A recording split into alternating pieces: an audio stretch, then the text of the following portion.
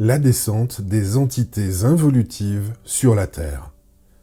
Prendre conscience de la pénétration croissante d'entités sataniques et lucifériennes dans les égos planétaires, c'est intelligent.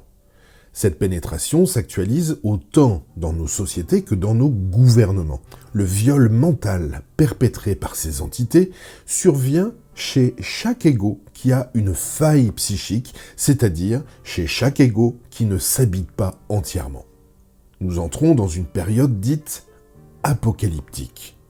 Cela signifie que nous vivons de plus en plus la descente des forces involutives surmentales et astrales sur la Terre.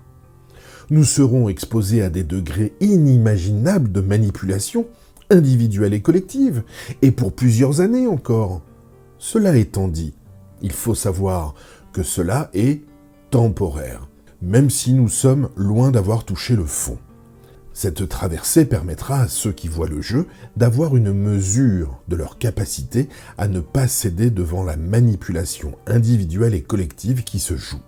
Chacun qui est prêt devra apprendre à colmater ses failles lorsque des événements oppositionnels surgiront. Les autres continueront à être violés mentalement et ils continueront à nourrir les entités involutives via leur diffraction psychique, c'est-à-dire via leur absence de contenance psychique. Chaque ego doit apprendre à ne pas perdre son énergie prépersonnelle en supportant sa propre lumière. Pour y parvenir, il est important de ne pas se positionner dans la polarité et de cristalliser des concepts en tant que bien ou mal. Un exemple simple, une personne pourrait me dire de ne pas écouter les nouvelles. Pour ma part, je trouve ça intelligent de suivre les nouvelles, les médias de masse et aussi les médias alternatifs, pour prendre le pouls de la polarité terrestre et pour voir où en sont les entités par rapport à l'ego humain de la masse sociale. Pour une autre personne, ce serait intelligent de ne pas suivre les nouvelles, pour ne pas trop tomber dans la croyance ou la polarité de ce qui se passe. Chacun doit être libre d'user de son propre discernement et de sa propre intelligence. L'ego qui défend une cause peut facilement dominer à son tour, même si ce qu'il dit semble beau et intelligent.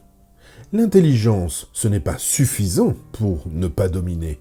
Il faut aimer l'autre suffisamment pour ne pas s'imposer sur sa psyché et pour respecter ses choix. Dans les temps à venir, on va essayer de vous piéger dans des croyances pour vous amener à penser que la liberté sociale est votre liberté réelle. La liberté sociale fait partie du karma de la masse. La liberté de conscience est la plus grande liberté. Et celle-là, personne ne pourra jamais vous l'enlever.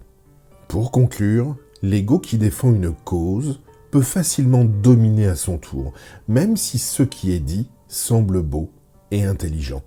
Au plaisir, Sandra Vimon. Ce texte est issu du site www.supramental.biz.